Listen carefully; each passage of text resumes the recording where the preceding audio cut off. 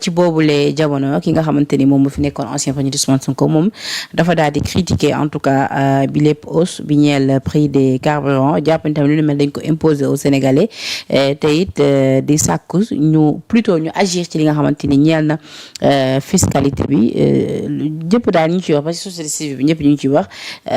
mu nekk aussi tamit bi nga xamante ni ñëw na ki jamono bi nga xamante ni monsieur le ministre comme ni nga ko waxee dëkk bi métti na trop ñu bëri 955 yi ñu war a jëndee li nga xamante ni moom moo di gasoil bi moom métti na lool ci ñoom super bi plutôt. xam nga justification yi ñuy joxee ni du justification yu valable ça ne tient pas la route parce que xam nañu sur le marché mondial débat moom temps yi xam naa ne ba tey du nelaw c'est compliqué. mais bien sûr du nelaw xam nañu sur le plan mondial carburant bi fu muy yéege ak fu muy wàcc xam nañu ko. donc loolu du lay carburant demoon na le baril de pétrole demoon na ba $100 et quelques le baril wàcc ba ci ay 80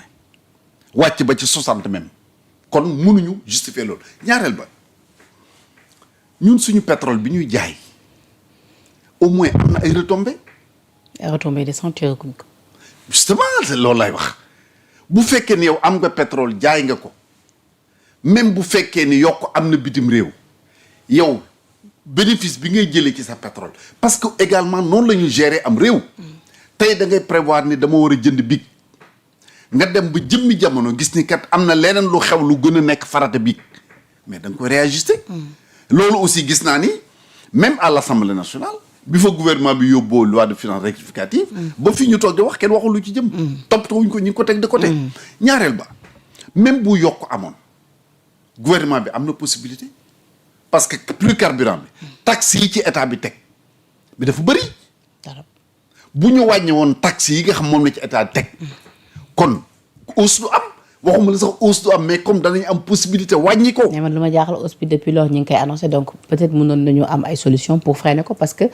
maître Bamba Cissé moo ko njëkkoon annoncé ci gàmmu daaw bi suma juum. waa dana am solution bu dee ni loolu mooy sa farata moom laa la wax léegi. ku nekk sentir na ni ñii fi nekk seen farata nekkul faj soxla askan wi seen farata mooy reyante kii éliminer kii pour soit nga toogaat soit que la ñuy jël pouvoir bi te olof yi dañu léeb ni lu reyati mbuum deeja bu leen leeree ni ñoom ñaar ànd dund baa ànd dee kenn du ci test à partir de jàppal li ma la wax nii ñoom ñaar kenn du ci liquider sa morom toog au pouvoir en 2029. ah oui les Sénégalais ne sont pas baal ma ci kàddu gi du ñu ay dof. pourtant ñoom jàpp nañu ni Sénégalais dañu porter cette choix ci Sonko en 2029. ah waaw nañ ko jàpp. maintenant sax résultat bi dañ ko imputé à Diomaye. waaw ma ne nañu jàpp lu leen neex mais Sénégalais yi ñu ñëwoon fekk si leen ni leen Sonko mooy Diomaye Diomaye mooy Sonko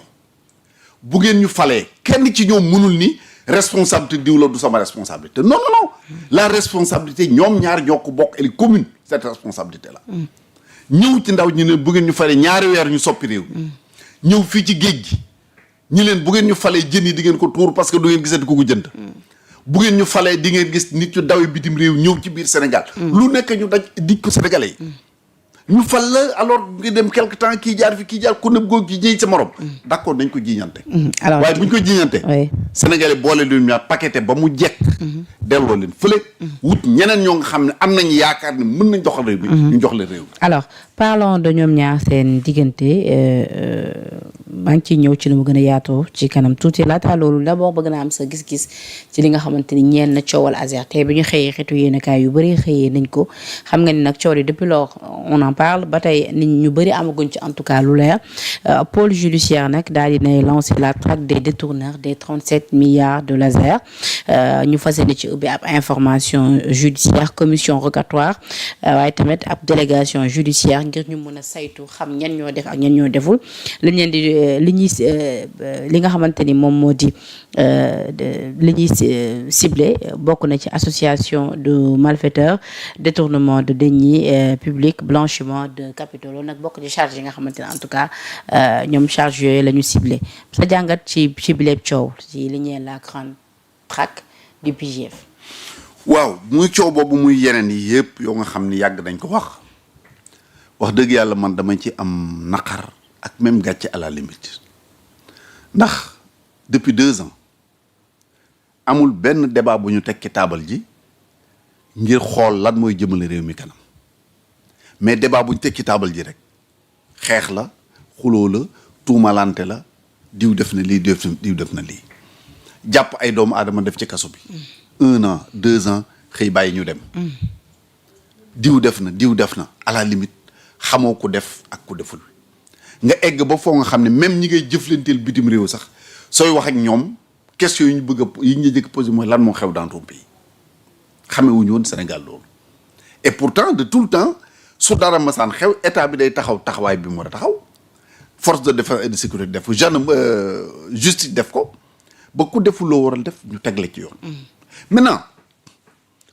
coow Azer encore faire comme coow beneen bu mu mënti am ni ma ko mën di waxee toujours nous faisons confiance à la justice de notre pays comme enclenché nañu benn procédure am nañu yaakaar ci ni procédure ba danañ ko dem ba mu jeex te li am solo mooy bu dee xaalisu Sénégal lañ luwal xaalis bi dellu si lañ ca war a def ab délégation bu war a dem ba Espagne voilà enquête bi du yem képp Sénégal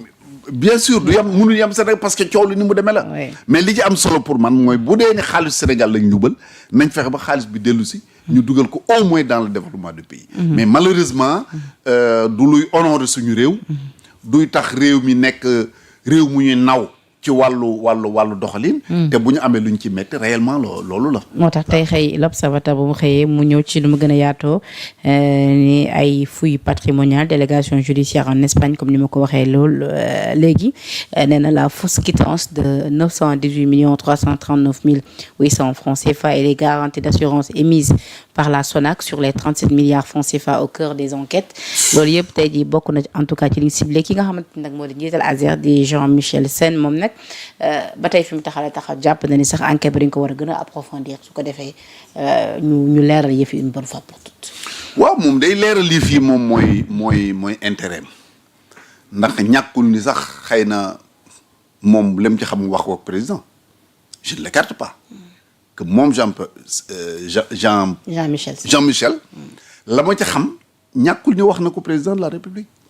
parce que le directeur général et le président est là nekk au-dessus de tout le monde. aussi dama regretté wuñ benn démarche buñ ci am si c'était à refaire même décision yi yooyu la ñuy fasciné ci laal. kan mu ni. Jean-Michel. waaw nee na décision yi mu jot a jël depuis lors bu fekkoon ni lu ñuy delluwaat ginnaaw la moor ko defaat tamit même décision yi lay jëlaat regretté ci dara. waaw xam nga loolu moom peut-être moo xam li tam wax ko mais ñun ñi nga xam ne nekkuñu ci biir dossier bi flou total lépp lëndëm ci suñu gët bu ñu demee nag ba. ci cëppaandaw ja ba ñu xam ne moom bokk na ci wala bokk ci def na wala deful laal na ci wala laalu ci à partir de ce moment déclaration bii ci lay soog am sens. est-ce que quelque part Thierno Alassane Sall dafa xaw am dëgg ci coow li bu ñu demee tey jii ba justice war a gën a sëgg ci yëf yi. nga ne est-ce que daf ci est-ce que quelque part Thierno Alassane Sall mun nañ jàpp ne yoon da koo jox dëgg ci quelque part ci mbir yi bu ñu demee ba gis importance en tout cas bi mu yàgg jox mbir mi bañ ko bàyyi ba tey jii yoon fas yéene jël décision gën koo fuyee. waaw c'est-à-dire que mënaguñu ni yoon jox na ko dëgg maanaam li mu wax bu ñu demee ba gis ne luubal am na ci bu boobaa wax dëgg yàlla Sénégal yépp war nañu ànd sargal ko ndax def na son rôle de député def na son rôle de citoyen sénégalais gis ci réewam loo nga xam jàpp na ne lii doxul mu def ci effort yi mu ci war a def sonn ci coono bi mu ci war a sonn mu jaral ko jóge fii dem ba Espagne lu ñutu ba am ci ay information teg ko ci taabal ji ñu topp ko ba gis ni lii mu doon wax dëgg la loolu wax dëgg yàlla bu amee ñun amee nañ ko njukkal. parce que buñ d'ici là nag buñ taxawee ci coowal quittance bii rek fausse quittance bii rek par exemple. waaw xam nga même fausse quittance bi mënaguñ ni fausse quittance la. l'enquête suit son cours. waaw mënaguñ ni fausse quittance la léegi nag bu ñu demee ba enquêteurs yi wane ni fausse quittance la à partir de ce moment ñu jàpp ni fausse quittance la moo tax dama bëgg toujours rek ak lu mën di xew ñu am ak prudence ëllëg gise bi ñu bañ ñu fi waar ni yaa ko waxoon c'est vrai voilà. Alors ca assemblée nationale nag xam nga ni dañu doon amal mu ci coppite yi ñu bëgg indi ci article 37 bu ñu neel déclaration de patrimoine voté nañ ko nag ni ki démb ci assemblée nationale 132 députés ñoom ñoo ko voté ñoom nag bi ñu ko voté ba noppi li ci waroon topp moo di promulgation bi par le président de la République waaye le ministre maître Moussa Sarr nous apprend que ni dañuy jëm ci ab référendum loolee nag neexul ñenn ki député yi jàpp ni sax lu ñu mel waroon na en tout cas li nga xamante ni ñu ngi ko doon xaar ci le président Bassirou Diomaye Diakhar Faye waaye tamit le maître Moussa Sarr xamal nañ ñu dàq ñu tamit ni lu ni mel ñu daal di koy dëxëñ ci biir li nga xamante ni moom mooy terme en tout cas yi nga xamante ni norme plutôt yi nga xamante moom la ñuy régir ci futur candidat à la présidentielle yi. bu ko defee képp kuy nekkati candidat yow mi boobu fas yéene nekk candidat voilà boobu da ngay déclarer sa patrimoine laata peut-être ñu valider sa candidature wala en tout cas day bokk ci li nga xamante ni moo di dossier de candidature yi yow lu ni mel ban jàngat nga ci am coow li am yëpp ci li nga xamante ni ñenn déclaration de patrimoine. xam nga coow li am yëpp day fekk sa xeexu politique bi moo ko indi. avant xeexu politique bi coow li amul woon. tant dañu ne woon ñoom duñu xeexee suñu institution. ah mais li nga gis lan la xam nga pour man déclaration de patrimoine amul njariñ tant que duñu ko publier Sénégalais yi xam lu ci nekk au départ comme à l'arrivée parce que déclaration boo nga xam yaa koy def yaa xam la nga cay def dem déposer ko OFNAC wala foo ko mën di déposer ñu denc ko fa kenn du xam lii nga déclaré mais amul sens parce que tey xëy na am na koo nga xam boo defoon déclaration ñu publier ko pend dina jóg ne ah attention Serigne Mbacké kat immeuble bi moo ko moom nangam lii moo ko am nangam lii am na ko mais tant que publier wuñu ko askan wi nga xam ne ñoom lañ ko jëmale parce que en vérité loolu lay jariñ wan askan wi li leen ki ngeen falkat fii la toll ba muy génn fii la toll mais bu neen askan woo mënuñ ci joti amul sens ñaareel ba man gisuma fi lu jar référendum waaw xam nga man lan moomu jaral référendum dindi la limitation du nombre de mandats du président de la République. ah àndoo ci. ayu tamit ñaata yoon lañ ci wax man depuis plus de 10 ans c'est mon combat. benn élection nga supprimer liste nationale fal tous les députés scrutin uninominal à 2 tours maanaam tey bu ñu nee Ndakaaru 7 députés lay fal nañu découper Ndakaaru 7 zones zone bu ci nekk ku bëgg a doon candidat doon ko. ku gañe ñu xam ni yow yaay député kooku mooy un député du peuple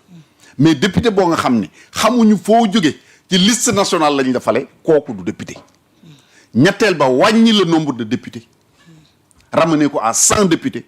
pour le Sénégal supprimer le salaire des députés waaw kon lu ñuy dundee justement remplacer ko par ay indemnité de session indemnité boobu yow xam nga ne am na député yoo nga xam ni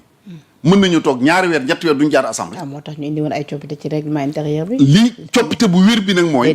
boo ñëwee boo ñëwee ñu fay la boo ñëwul duñ la fay. kon buñ ko defoon loolu ak yeneen changement yu mel noonu pour man jar na dem à un référendum. mais loo nga xam ne c'est un combat politique. Massamba contre Mademba Ngoy contre Xemes. man jàpp naa ni di ci dem sax ay référendum. en vérité mooy yàq alalu askan wi. et peut-être même manque de respect au peuple sénégalais. est-ce que du compliqué dem ci futur candidat yi la ñuy ni dàq ñu ëllëg ñu doxañ ko ci li nga xamante ni moom mooy ci biir de seen dossier de candidature yi. mais loolu d'accord naa ci. c'est une excellente proposition. mais encore une fois day gën a confirmer li ma doon wax bu dee ni Penda man dama doon candidat ci sama dossier ñun ma def ci sa déclaration Penda mii wote war na mën a xam lan moo nekk ci sama patrimoine pour mu xool ndax war na maa wote wala waru maa woteel donc je suis d'accord def jàpp naa ni c'est une proposition pertinente mais pertinence bi nag mi ngi génn su fekk mi ngi feeñ dëgg-dëgg su fekkee ne dañ ko publier ku am looy nëbb am nga ci droit toogal bul jéem a jiite suñu réew